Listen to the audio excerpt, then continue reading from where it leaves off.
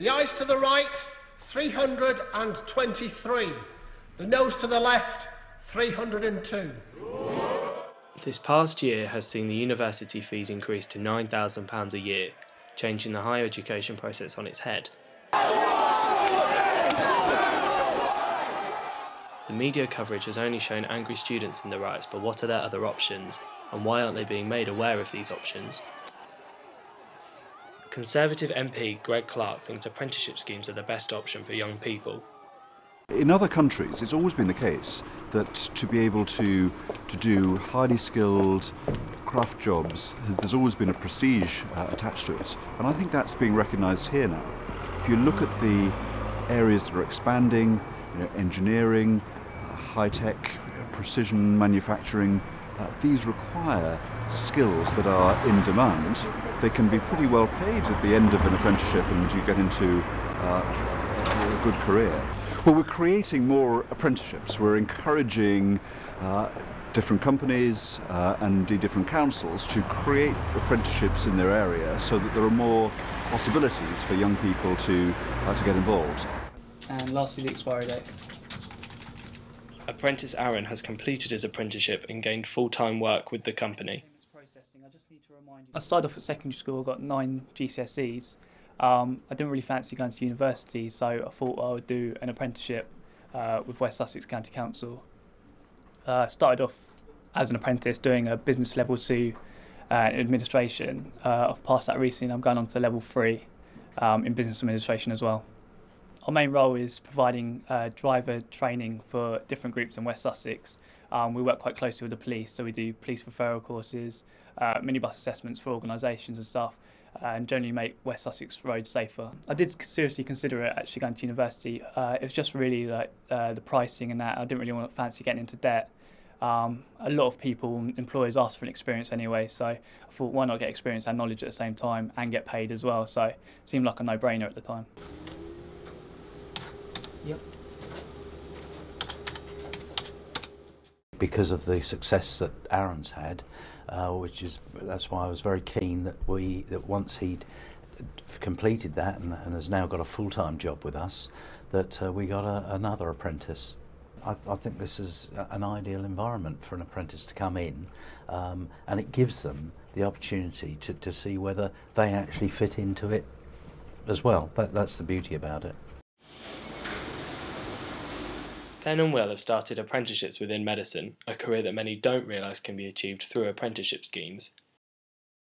I left secondary school with not the best GCSEs, but they were alright, and then went on to do Brick Lane. Found out about an apprenticeship through my friend, and I thought it'd be a brilliant job because it gives you money on the job experience and not in an educational environment as per se, which is what I hate. And basically I thought it was brilliant because everything I needed to pass I learnt here. And I only had to pop off every, I think it was once 2 weeks, just to go off and learn the technical bit of it, just for my qualification. I thought it was brilliant. Like yesterday I was on reception, manned reception, booking patients in, out, but it can go from that to working down in paediatrics with the children, getting them booked in and everything, so it's more freedomised sort of thing. So I have the ability to learn everything, but it's not if you don't get it done, you're out, you fail everything. It's if you don't get it done, just try again. They've also got sort of work buddies that if they need to ask questions, they can, and they just become valued members of the team, really, doing the same as everybody else does eventually.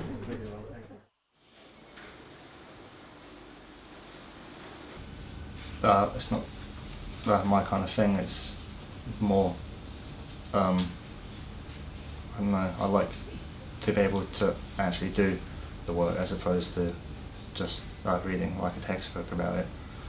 I think what's really important now is we get the message out that there is a nationally recognised qualification attached to any apprenticeship scheme as well.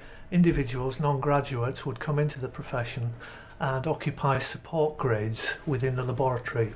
So they wouldn't be professional scientists as such, but they would perform functions related to the support of those scientists. A good percentage of our workforce don't have a degree. There's lots of tasks. We receive thousands of samples per day, up to 5,000 blood samples a day into this laboratory. Much of the work associated with that is nothing to do with analysis or interpretation. You can imagine how much clerical work is associated with handling that amount of work. Clerical work, IT work, lots of support around the actual analysis and reporting of results and interpretation of results. That doesn't require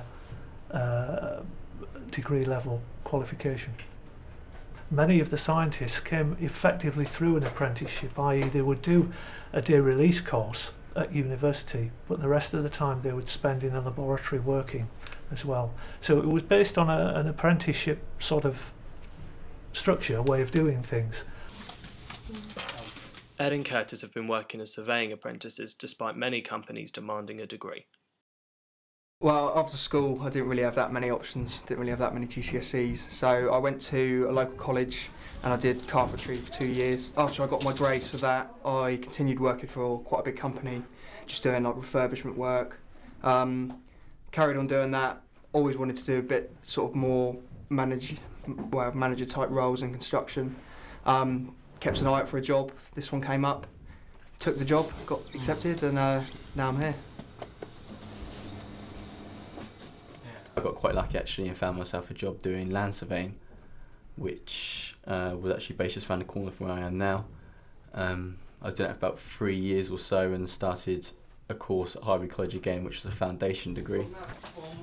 I come across an apprenticeship at West Sussex doing building surveying, which was offering the course I was doing now a little bit more money on top, and basically working for a much bigger company, so I applied for it and got the job. I think there has been quite a big push by governments now for apprenticeships up and down. You know, you can get apprenticeships in all sorts of, you know, any job role possible now. And I think it is a good thing in a way because it gets young people who don't necessarily know what they're doing, you get a bit of money in their pocket, get a bit of experience and learning at the same time.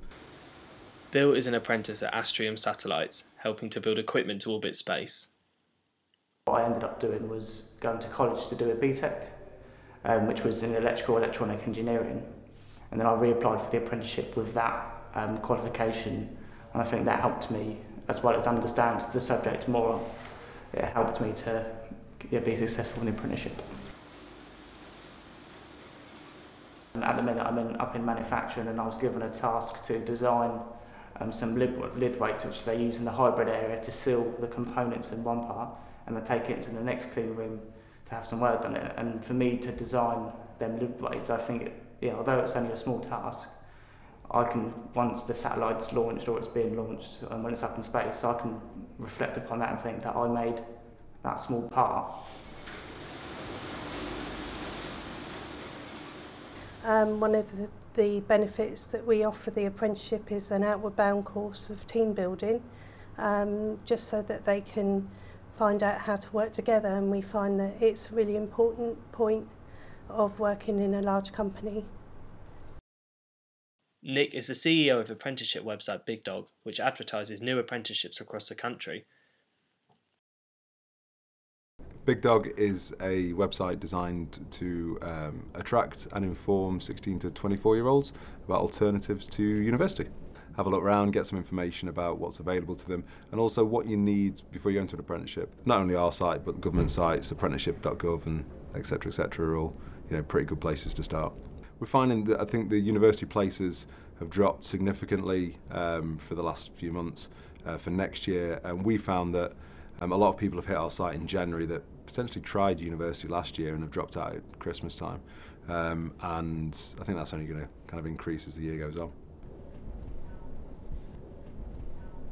In the 60s and 70s, apprenticeships were all about factories and skilled sector work. Now our industry is not around factories, or we don't build things anymore. Therefore, we have to work a slightly different apprenticeship scheme, which is around the current industries such as retail, hospitality, financial services, etc., and that's the way apprenticeships will now go. They are trying very hard to attract more people into it. However, the biggest issue is that employers don't understand the benefits of employing apprentices. So you can have 60, 70, 80, 90, 100,000 new apprenticeship schemes, which is what David Cameron announced. However, if you haven't got employers that will actually employ the individuals on an apprenticeship scheme, it can be very difficult to do anything about it. So I think the effort from the government should be on employers and not necessarily on young people. I think young people are starting to get that apprenticeships are quite good.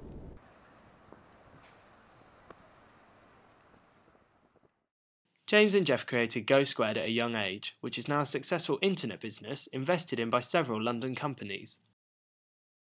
Go Squared was started by Jeff, JT and me, who all at school when we started Go Squared back in 2006. We basically started it as a business selling advertising, and we were basically experimenting back then with what we could do on the web, and it seemed like a great opportunity for us to come together and try and build a business.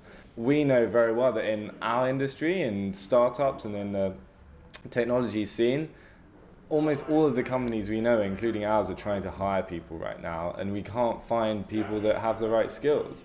It's really clear that there needs to be something changed quite fundamentally in the way we're teaching kids these days, and even in the university stage of education, where people need to be more geared up for the companies that are really growing right now and the industries that are really growing. Went to university for a very short period of time before getting a small round of investment, and now we basically run Go Squared full-time as a business with about 8 people on our team.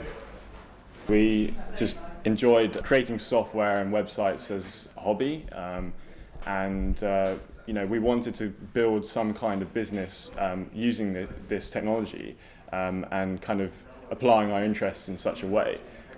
We saw how big companies like Google and Apple and Microsoft, well, maybe not so much Microsoft, but these guys were influencing the web, and we just kind of wanted to get involved in that game in some way and actually and build some real stuff and put it out there and have it used by real people. The kind of skills that you can build up when you actually take a problem into the real world and solve it for real, where there's actual stuff riding on the solution to that problem, is no better experience. Although it might be quite a lot harder, it means that you're applying yourself to make sure that you learn from any mistakes you might make along the way. Theory behind it, like the stuff you learn at university, is also very important, and it can help you critically think about those problems maybe in more depth, but really nothing, in my opinion, beats practical experience. Sure, we'll see someone's CV, but often whether or not they've got a degree doesn't really have any bearing on whether we should take them on or not. It's all about their skills, and often the people that have maybe jumped past uni or have had the better life experience often have much more useful skills for what we need. So we often value the life experience much higher than the skills they may have picked up on a university degree. I think the main thing I would say is just do what makes sense, the most sense for you, and also don't rush it, because a lot of people I feel are they feel pressured to go to university and get their degree out of the way and get a job as soon as possible. And while it's important to focus on that, there's nothing wrong with taking a gap year out, taking a bit more time just to make up your mind properly on exactly what you're going to be doing, because this is what you're doing for the next several years of your life, and it will set up your career. So, James and I took a gap year. We made sure that we took our time to make sure that we knew exactly what we were doing and did what we ended up wanting to do. Yeah, it's gone okay so far.